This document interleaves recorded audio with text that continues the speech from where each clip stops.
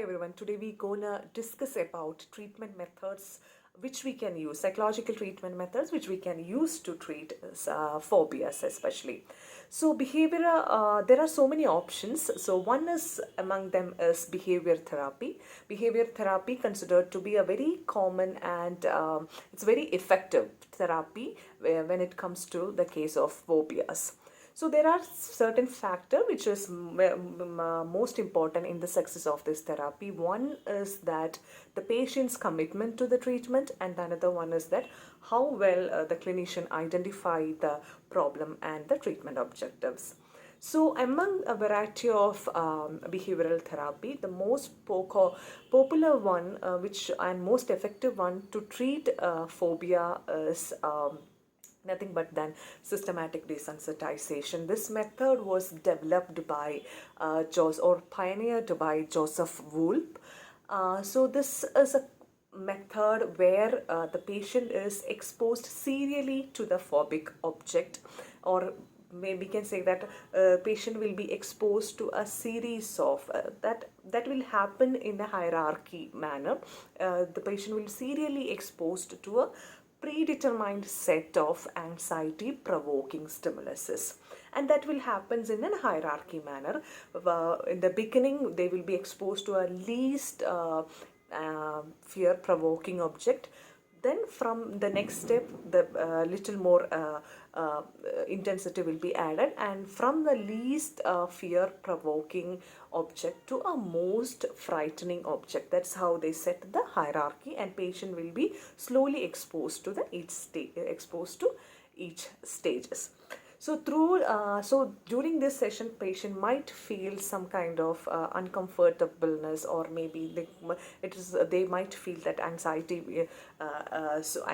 So such time we will be using relaxation technique and hypnosis, or even anti-anxiety drugs to control such feelings, and so.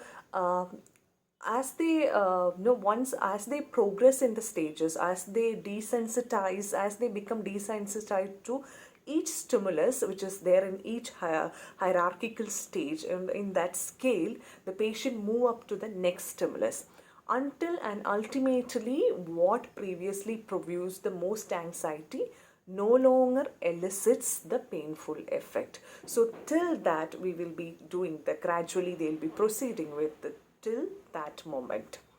So there are other behavioral technique that has been used most recently, involve intensive exposure to the phobic stimulus through either imagery or desensitization in vivo.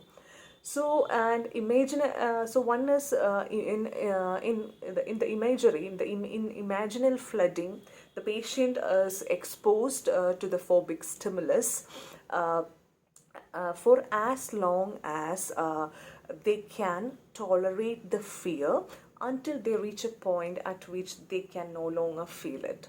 So the flooding, which is also another thing which we can use, is flooding. Flooding is one treatment method which we have to use very carefully, because this is a method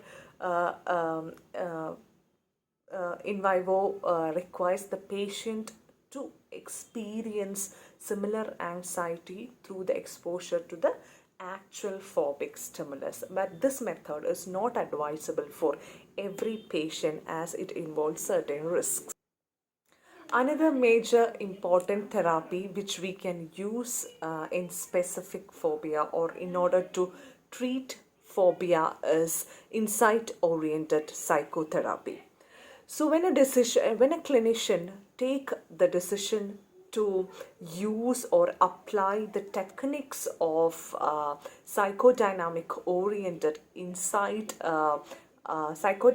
insight oriented therapy, it should be based not on the presence of the phobic symptoms, but on positive indications from the patient's ego structure and life patterns for the use of this particular method of treatment.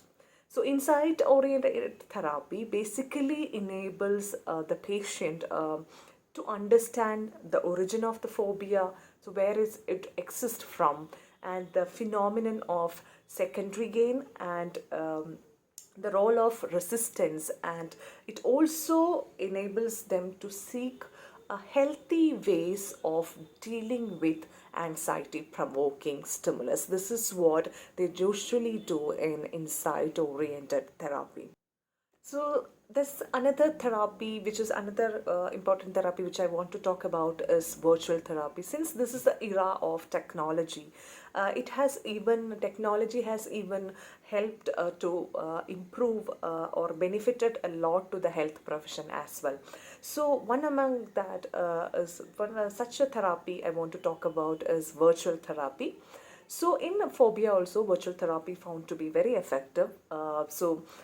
This virtual therapy basically, it's a number of computer generated simulations of phobic disorders that have been developed already. So whenever the patient will be exposed to or interact with a phobic object or a situation in their computer screen, and the countless number of such programs are available now. So and the others are continual, and there are so many other things which is still in the development, but still so many options are available in this. So the variable sex so when the studies research studies which is conducted to test the effectiveness of virtual therapies support that there is a higher rate of, or there is a rate of success when there is virtual therapies used to treat phobias. So virtual therapy for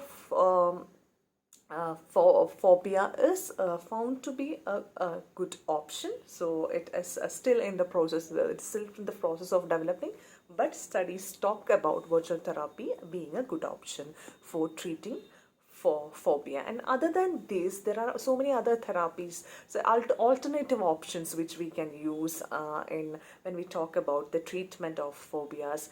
One is hypnosis. Hypnosis can be an alternative option. Supportive therapies, family therapies, all these can be alternative options or found to be very useful, could be very useful in the treatment of phobic disorder. So basically what happens in hypnosis, hypnosis basically it is used to enhance the therapist's suggestion that phobic object which they have this extreme fear of is not dangerous. And self hypnosis can be taught to the patient as a method of relaxation as well. So whenever they confront with their phobic object, they can use this technique of self hypnosis to calm themselves. So and another thing, supportive therapy and family therapy. This is very helpful in the patient to actively confront their phobic object during the treatment.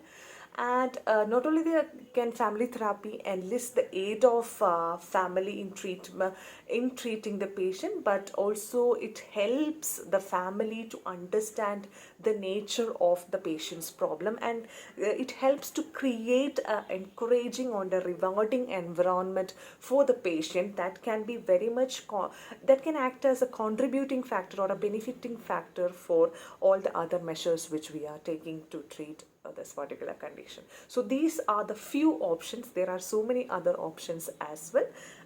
So that I am leaving it to you for your further reading. Thank you.